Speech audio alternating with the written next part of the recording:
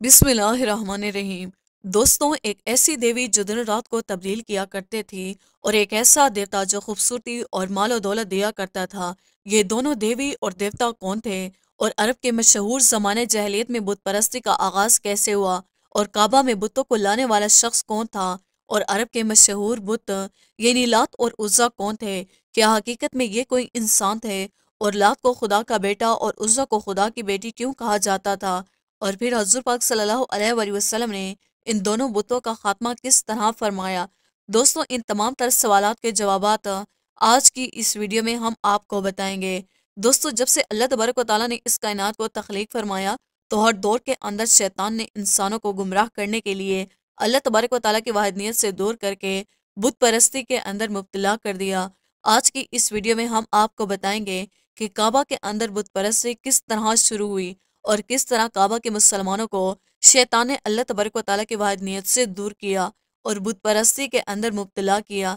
अल्लाह तबारक व तआला कुरान पाक की सूरह नजम में इरशाद फरमाता है, फिर क्या तुमने लात और उज़्ज़ा को भी देखा और तीसरे मनात घटिया को भी?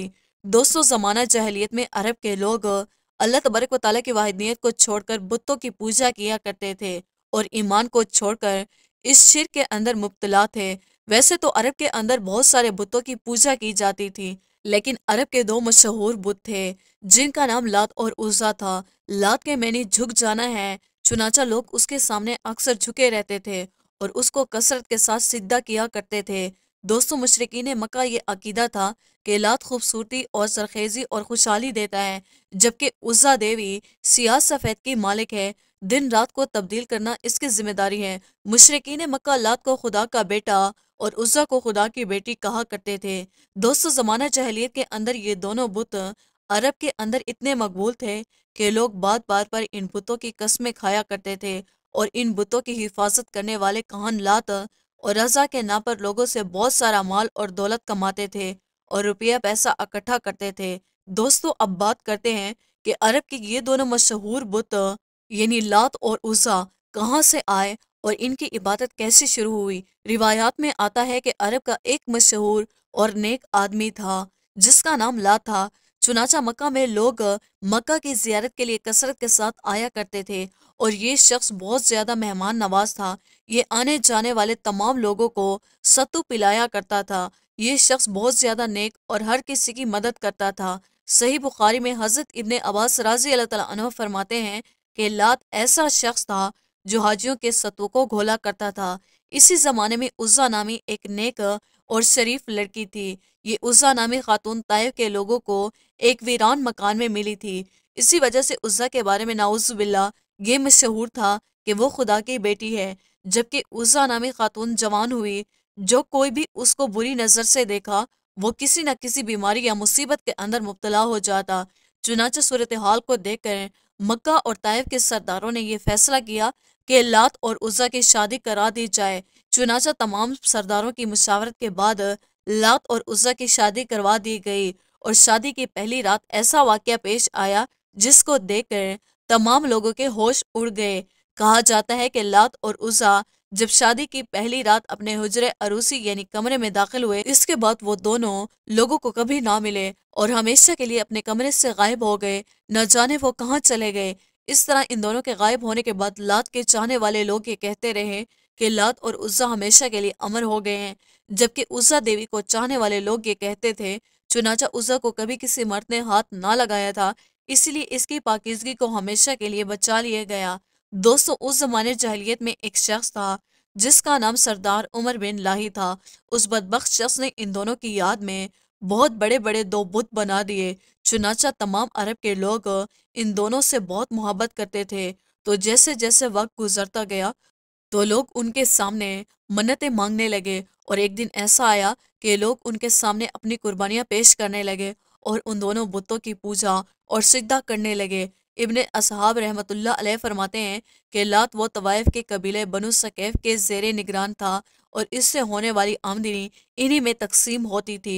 इन दोनों बुतों को बनाने वाला शख्स उमर बिन लाही ने लोगों के दरमियान ये बात मशहूर कर रखी थी कि तुम्हारा रब सर्दी के मौसम में लात के पास होता है और गर्मी के मौसम में उज़्ज़ा के पास रहता है। इसलिए लोग इन दोनों बुतों की ताज़ीम करते और इनकी पूजा किया करते थे اور ان کے لیے ایک خاص قسم کے حجرے بھی بنا رکھے تھے۔ جس طرح لوگ کعبہ کو قربانی کا جانور بھیجتے تھے، اسی طرح یہ لوگ ان دونوں بتوں کے لیے قربانی کا جانور بھی بھیجتے تھے اور ان کے نام پر قربانی کیا کرتے تھے۔ روایات میں آتا ہے کہ فتح مکہ کے بعد حضور اکرم صلی اللہ علیہ وآلہ وسلم نے ان دونوں بتوں کا خاتمہ کروایا۔ جس طرح کے ابن کثیر لکھتے ہیں کہ لات بت کو توڑنے کے لیے حضور کریم صلی اللہ علیہ وآلہ وسلم نے حضرت مغیر بن شیبہ کو بھیجا، جنہوں نے حضور پاک صلی اللہ علیہ وسلم کے حکم کے مطابق اس لات بت کو توڑ کر وہاں پر مسجد طائف قائم کرا دی۔ اسی طرح عزا دیوی کے خاتمے کے لیے حضور پاک صلی اللہ علیہ وآلہ وسلم نے حضرت خالد بن ولید کو بھیجا۔ حضرت ابو طفیل رضی اللہ تعالیٰ عنہ سے مروی ہے، وہ فرماتے ہیں کہ جب رسول کریم صلی اللہ علیہ وآلہ وسلم نے مکہ مکرمہ فتح کیا تو حضرت خالد بن ولید کو بطن نخلا کی جانب بھیجا۔ وہ وہاں پر عزا نامی بت تھا۔ حضرت خالد بن ولید اس درخت کے پاس گئے اور ککر کے درختوں کو کاٹ دیا اور عزا کے حجرے کو گرا دیا۔ اس حجرے کو گرا دیا جس حجرے کو لوگوں نے عزا کے لیے تعمیر کیا تھا۔ پھر حضرت خالد بن ولید نے حضور پاک صلی اللہ علیہ وسلم کی بارگاہ میں حاضر ہو کر اس واقعے کی اطلاع دی تو حضور پاک صلی اللہ علیہ وآلہ وسلم نے ارشاد فرمایا کہ دوبارہ جاؤ، تم نے کچھ کیا ہی نہیں۔ چنانچہ حضور پاک صلی اللہ علیہ وسلم کا حکم پاتے ہی حضرت خالد بن ولید دوبارہ اسی طرف روانہ ہوئے اور وہاں پہنچ کر اپنے آپ کو چوکنا رکھا۔ جب مجرے نے حضرت خالد بن ولید کو دیکھا تو کہنے لگے کہ عزا عزا، یعنی عزا کو پکارنے لگے۔ چنانچہ اس وقت حضرت خالد بن ولید کے سامنے ایک سیاہ رنگ والی برہنہ عورت ظاہر ہوئی جس کے بال بکھرے ہوئے تھے اور وہ خاک اوڑھ رہی تھی۔ پھر حضرت خالد بن ولید نے اس پر تلوار کا وار کیا اور دیکھتے ہی دیکھتے اس چڑیل کے 2 ٹکڑے کر دیے۔ اس عورت کو قتل کرنے کے بعد حضرت خالد بن ولید حضور پاک صلی اللہ علیہ وسلم کی بارگاہ میں دوبارہ حاضر ہوئے اور اس واقعے کے بارے میں حضور پاک صلی اللہ علیہ وسلم کو اطلاع دی تو حضور پاک صلی اللہ علیہ وآلہ وسلم نے ارشاد فرمایا کہ ہاں وہ عزا ہی تھی۔ دوستو، اس طرح عرب کے مشہور اور خاص بت لات اور عزا کو حضور پاک صلی اللہ علیہ وآلہ وسلم نے دنیا سے ہمیشہ کے لیے ختم کرا دیا اور مکہ کی سرزمین کو پاک سرزمین بنا دیا اور مکہ کی پاک زمین کو ہمیشہ ہمیشہ کے لیے ان بتوں سے پاک کر دیا۔ اللہ تبارک و تعالیٰ سے دعا ہے کہ اللہ تبارک و تعالیٰ ہمیں حضور پاک صلی اللہ علیہ وسلم کے بتائے ہوئے راستے پر چلنے کی توفیق عطا فرمائے اور ان کی محبت کے اندر جینا مرنا نصیب فرمائے۔